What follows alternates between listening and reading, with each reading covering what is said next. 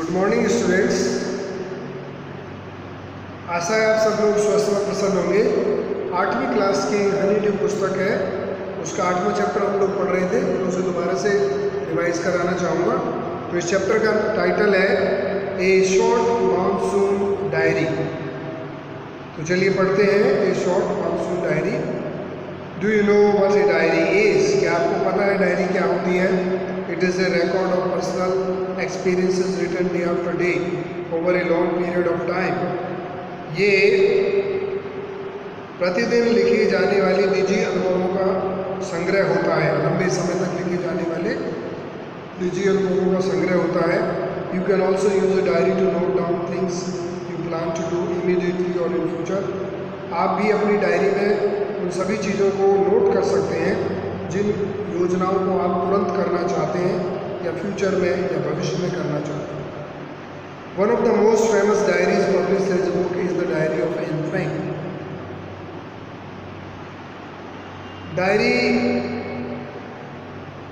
One of the most famous diaries published as a book is the Diary of Anne Frank। एक प्रसिद्ध diary जो कि पुस्तक के रूप में छापी गई, उस डायरी का नाम है the diary of Anne Frank. Here are few extracts from Ruskin Bond's diary which he portrays the silent miracles of nature। यहाँ पर कुछ उद्धरण आपको रस्किन बॉन्ड की डायरी से दिए गए हैं, जिसमें वो प्रकृति के शांत चमत्कारों के बारे में वर्णन करते हैं। And life's little joys and regrets, और जीवन के छोटी छोटी खुशियाँ और दुखों के बारे में वो वर्णन करते हैं। तो रीड ऑन। तो आइए पढ़ें ए शॉर्ट मानसून डायरी।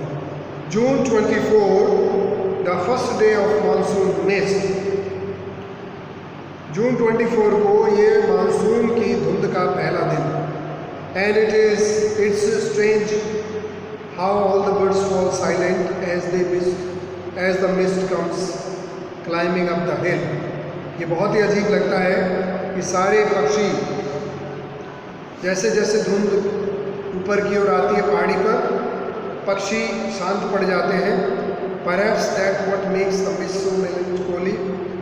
शायद ऐसा इसलिए है कि धुंध इस सब को उदासीन बना देती है। And not only does it conceal the hills, ये केवल पहाड़ियों को अपने अंदर छिपा नहीं लेती है, परंतु it blackens them in silence too, ये उन्हें एक शांति की चादर से ढक देती है।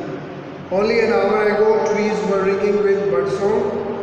केवल 1 घंटे पहले ही पक्षियों की चहचहाने की आवाज़ इन वृक्षों से आ रही थी।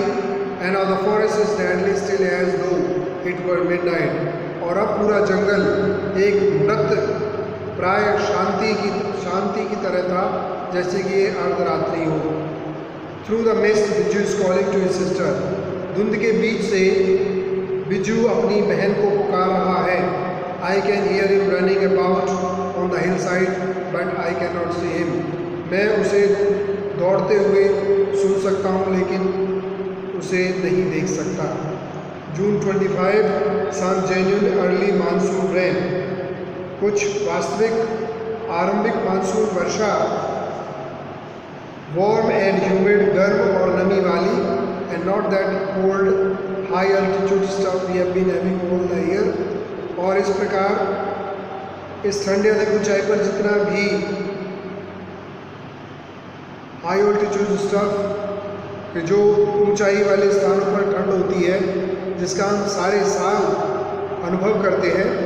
The plants seem to know it too. पौधों को भी ये बात पता है, ऐसा प्रतीत होता है। And the first cobra lily wears his head from the ferns. और कोबरा लिली जो है, पहली कोबरा लिली जो है, वो अपना सिर जो है वो झाड़ियों के बीच से ऊपर करती है। As I walk up to the bank and post office.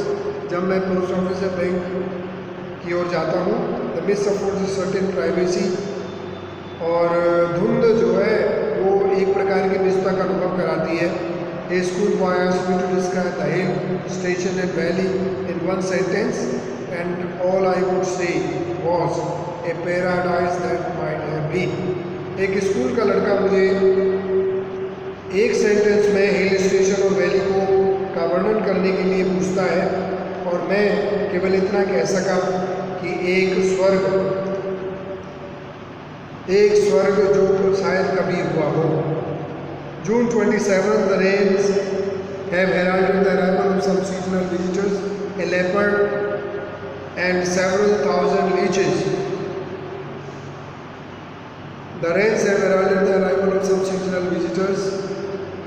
वर्षा कुछ मौसमी आगंतुकों के आगमन की सूचना देता है, जैसे कि एक तेंदुआ और कई हजार जो। Yesterday afternoon, the leopard lifted a dog from near the servants' quarter below the school.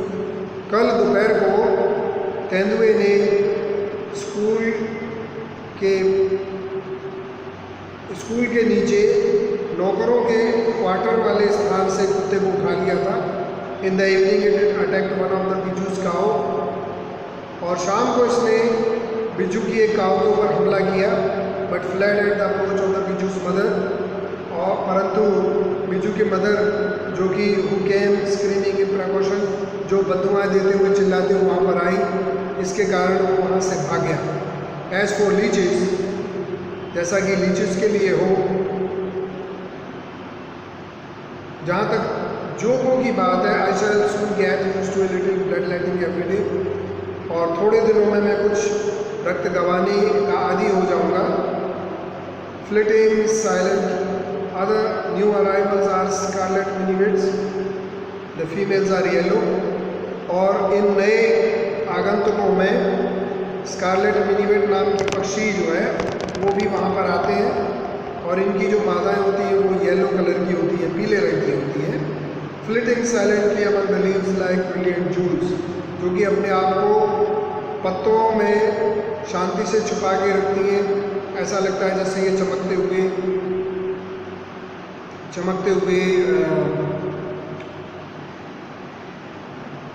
रंग वाले, चाहे वृक्ष कितने पत्तीदार क्यों ना हो, चमकदार वाले पक्षी जो है